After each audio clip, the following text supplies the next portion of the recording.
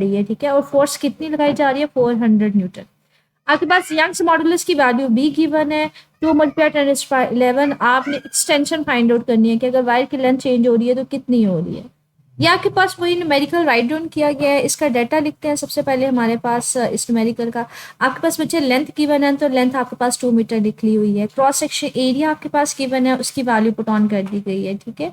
और आपके पास फोर्स लगाई जा रही है 400 न्यूटन, और यंग्स मॉडुलस को बच्चे वाई से लिखते हैं, उसकी वैल्यू गिवन है। आपने फाइंड आउट करना है कि अगर फोर्स लगाई गई थी तो उसकी लेंथ में चेंज कितना है, डेल्टा। डेल्टा का मतलब होता है चेंज इन लेंथ आपने मालूम करना है। ये हम लोगों ने ना फार्मूला पढ़ा हुआ है यंग्स मॉडुलस का, स्ट्रेस ओवर स्ट्रेन के जो फार्मूला होता है यंग्स मॉडुलस स्ट्रेस और स्ट्रेन की रेशियो होती है। स्ट्रेस क्या होती है, वो basically force per unit area होता है। स्ट्रेन क्या होता है, जो चेंज आ रहा होता है in length divided by original length, के जो चेंज आया और स्टार्टिंग में कितनी वैल्यू थी। अब बच्चे ये डिनोमिनेटर में फर्दर डिवाइड हो रहा है तो ये ऊपर जाके क्या हो जाएगा, इनवर्स हो जाएगा, ये एल ओवर डेल्टा एल हो जाएगा। तो ये हमारे पास आ जाएगा एफ एल ओवर ए डेल्टा एल। आपने क्या मालूम करना था, delta L change in length मालूम करना था बच्चे। इसको आप क्या करें, ये इसी स्टेप को ना मैंने यहाँ पे दोबारा लिखा है, डेल्टा एल मालूम करना था, इसको इधर ले जाए, यंग्स मॉडुलस को नीचे ले आए। तो अब ये सारे के सारे फैक्टर्स हैं जो आपको गिवन है। आपको फोर्स की वैल्यू भी गिवन है, आपको लेंथ की वैल्यू भी गिवन है, क्रॉस सेक्शन एरिया की भी गिवन है, और यंग्स मॉडुलस की भी वैल्यू गिवन है, ठीक है। इसको कैलकुलेटर के जरिए सॉल्व करेंगे तो ये आपके पास आंसर आ जाएगा 2 × 10⁻³ -3 जो ये प्रीफिक्स में इसकी वैल्यू मिली होती है तो इसकी जगह आप 2 मिलीमीटर भी लिख सकते हैं जी। आपके पास फर्स्ट वाला न्यूमेरिकल था। सेकंड न्यूमेरिकल देखते हैं, ये भी हमारे पास आसान सा न्यूमेरिकल है।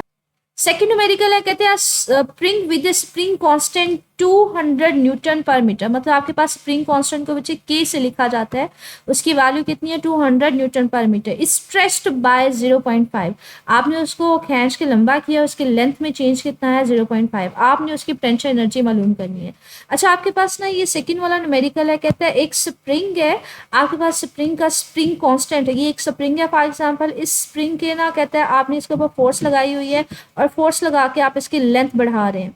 अब इस स्प्रिंग का जो स्प्रिंग कांस्टेंट होता है बच्चे, जो इसकी प्रॉपर्टीज बता रही होती है कि स्प्रिंग कैसा है, स्टिफ है, नरम है या हार्ड है, ठीक है, वो आपके पास कांस्टेंट की वैल्यू गिवन है। और आप इसको एक्सटेंड करवा रहे हैं, इसको खींच के लंबा कर रहे हैं। जब आप इसको खींच के लंबा कर रहे हैं तो बच्चे इसको फोर्स अप्लाई कर रहे हैं। जैसे ही आप जितना इसके ऊपर वर्क करेंगे ना इसको लंबा करने के लिए, वो वर्क बेसिकली स्टोर हो रहा होता है पोटेंशियल एनर्जी की फॉर्म में। तो आपको एक्सटेंशन की वैल्यू भी गिवन है, आपने पोटेंशियल एनर्जी मालूम करनी है। तो पोटेंशियल एनर्जी का फार्मूला होता है 1/2 kx का स्क्वायर। मतलब आप जितना उसको एक्सटेंशन उसको आगे खींच के लंबा करेंगे वो वर्क स्टोर हो रहा होता है in the form of the potential energy. Potential energy का ये फार्मूला होता है in the case of the spring.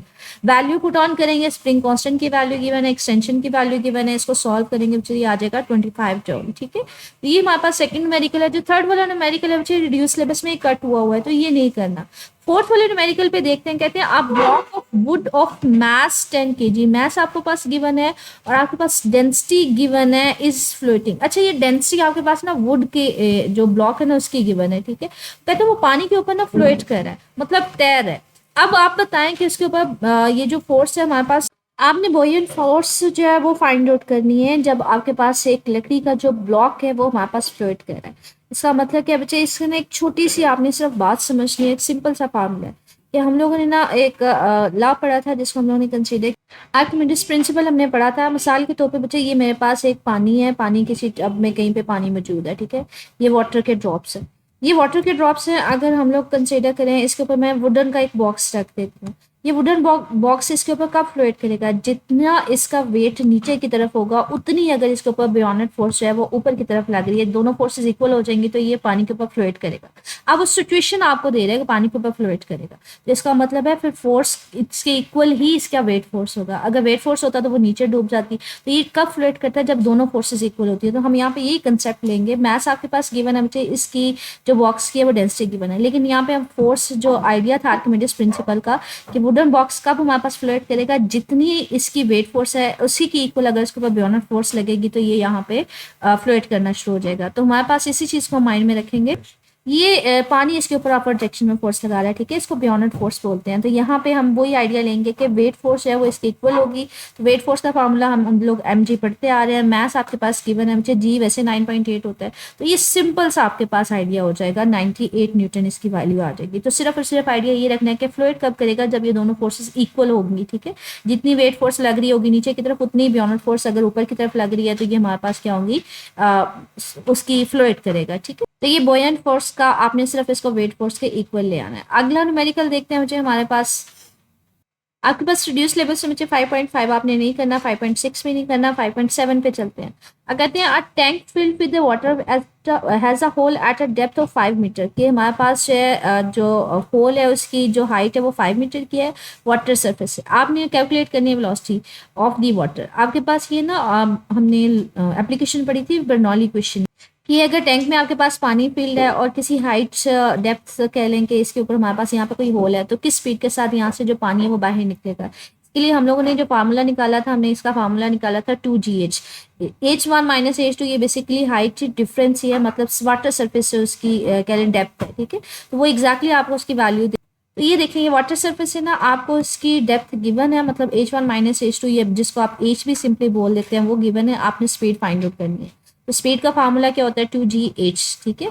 तो हाइट से जो सब वाटर सरफेस से जो हमारे पास उसकी डेप्थ होगी, वैल्यू सिंपली प्लेस करेंगे, 2 की वैल्यू पुट ऑन कर देंगे, g की वैल्यू पुट ऑन कर देंगे और हाइट की वैल्यू मल्टीप्लाई कर देंगे, ठीक है। इन सारी वैल्यूज को मल्टीप्लाई करके अंडर रूट ले लेंगे तो आपके पास आंसर आ जाएगा अप्रॉक्सीमेटली 9.9 मीटर पर सेकंड। अच्छा, ये स्टैंडर्ड यूनिट्स हैं जो मैं वैसे लिख रही हूँ, स्पीड का जो स्टैंडर्ड यूनिट होता है वो मीटर पर सेकंड होता है। नेक्स्ट न्यूमेरिकल पे चलते हैं। मुझे हमारे पास जो है लास्ट वाला न्यूमेरिकल है, calculate the terminal velocity of A spherical rain drop with the radius 0.5 millimetre falling through air. अच्छा, ये डाटा थोड़ा सा न्यूमेरिकल मुश्किल है, सिर्फ डाटे में आपको क्या दिया हुआ है, 0.5 मिलीमीटर दिया हुआ है। अब रेन ड्रॉप है वो फॉल कर रहा है एयर में से। पहले तो टर्मिनल वेलोसिटी का हम लोग फार्मूला देखते हैं। हम लोगों ने टॉपिक पढ़ा था टर्मिनल वेलोसिटी का, ये टर्मिनल वेलोसिटी का टॉपिक पढ़ा था और इसमें हमने ये फार्मूला पढ़ा था टर्मिनल वेलोसिटी का 2g r² ⁻⁹ कि अगर कोई रेन ड्रॉप है वो किसी स्पीड के साथ एयर में से फॉल करेगा डाउनवर्ड डायरेक्शन में, तो उसकी जो स्पीड होगी जिसके साथ वो मूव कर रहा होगा डाउनवर्ड डायरेक्शन में, उसको टर्मिनल वेलोसिटी का नाम दिया था, ठीक है। अब हम लोगों ने फाइंड आउट करना है टर्मिनल वेलोसिटी को फाइंड आउट करना है। डाटा में हमें सिर्फ और सिर्फ रेडियस की वैल्यू गिवन है, बाकी किसी चीज की वैल्यू गिवन नहीं है। तो ये आपके पास न्यूमेरिकल है, टर्मिनल वेलोसिटी आपने फाइंड आउट करनी है। स्फेरिकल रेन ड्रॉप है विद द रेडियस की सिर्फ और सिर्फ वैल्यू गिवन है 0.5 मिलीमीटर। तो मिली की वैल्यू विच 10⁻³ होती है, मतलब इसको 1000 से डिवाइड करेंगे, -3 का मतलब है 1000 से डिवाइड करेंगे। अब ये सारी चीजें देखने से पहले ना आप लोग देखें टर्मिनल वेलोसिटी का फार्मूला ये होता है 2r² g⁻⁹ 2 हमारे पास कांस्टेंट है, आर रेडियस है, जी वैसे ग्रेविटेशनल कांस्टेंट होता है, एक्सेलरेशन होती है 9.8, रो हमारे पास डेंसिटी है। अब यहाँ पे प्रॉब्लम ये है कि बच्चे ये एयर है और एयर में से एक रेन ड्रॉप है जो नीचे की तरफ आ रहा है। अब हमारे पास डेंसिटी हमने किसकी लेनी है, रेन ड्रॉप की लेनी है या इस एयर के पार्टिकल्स की लेनी है। तो हम लोग क्या करेंगे, दोनों की डेंसिटी कंसीडर करेंगे। हम क्या करेंगे, हम जो वाटर रेन ड्रॉप जो होता है वो पानी के एक ड्रॉप होता है ना, उसकी डेंसिटी में से एयर की डेंसिटी को माइनस कर देंगे। तो हम यहाँ पे दोनों की डेंसिटी लेंगे डिवाइडेड बाय 9 ईटा। ईटा हमारे पास क्या होती है बच्चे, विस्कोसिटी होती है कि जिस मीडियम में से वो फॉल ऑन कर रहा है। अब वो किसके अंदर से पास ऑन करता हुआ नीचे आ रहा है, वो हवा में से पास ऑन करता नीचे आ रहा है। तो इसलिए हमारे पास विस्कोसिटी किसकी हम लेंगे, हम लोग एयर की लेंगे। तो ये हमारे पास आपने ना ये कांस्टेंट फिगर्स होते हैं जो आपने याद करने होते हैं। डेंसिटी जो होती है वाटर की वो फिक्स्ड होती है, वो 1000 kg पर मीटर क्यूब होती है। एयर की 1.2 होती है kg मीटर पर क्यूब। और जो हमारे पास कह लें विस्कोसिटी होती है एयर की, वो भी 1.9 × 10⁻⁵, ये भी फिक्स्ड आपके पास वैल्यू होती है। तो आप फार्मूले में वही फार्मूला बाकी उसी तरह से रहने देंगे, सिर्फ और सिर्फ डेंसिटी वाटर की माइनस एयर। आपके पास बच्चे रेन ड्रॉप नीचे की तरफ आ रहा है तो ये ज्यादा डेंसर है, इसलिए वो नीचे की तरफ आ रहा है। अगर हमारे पास एयर ज्यादा डेंसर होती वो तो ऊपर ही रहता। तो ये डेंसिटी हम लोग वाटर में माइनस करेंगे एयर की, ठीक है, डिवाइडेड बाय 9 ईटा। एयर की आप लोगों ने वो लेनी है हमारे पास विस्कोसिटी। वैल्यूज पुट ऑन कर दें, 2 वैल्यू पुट ऑन की है, रेडियस की वैल्यू पुट ऑन की है, जी 9.8 की है, वाटर 1000 - 1.2 और डिवाइडेड बाय 9 और ये मेरे पास एयर की विस्कोसिटी आ गई। विच इन सबको सॉल्व करेंगे तो आपके पास टर्मिनल वेलोसिटी की वैल्यू आ जाएगी, that will be the 28.65 metre per second, ठीक है। तो ये न्यूमेरिकल से इसमें आपके चैप्टर में, इसमें जो रिड्यूस सिलेबस में थे बच्चे वो मैंने आपको नहीं करवाए। आपके पास 3 न्यूमेरिकल्स हैं जो रिड्यूस सिलेबस में मैंने नहीं करवाए, ठीक है, तो वो आप नहीं करेंगे। बाकी जो रिमेनिंग न्यूमेरिकल्स हैं मुझे उसमें से अगर आपको कुछ पूछना हुआ तो मेरे से कमेंट सेक्शन में पूछ लीजिएगा।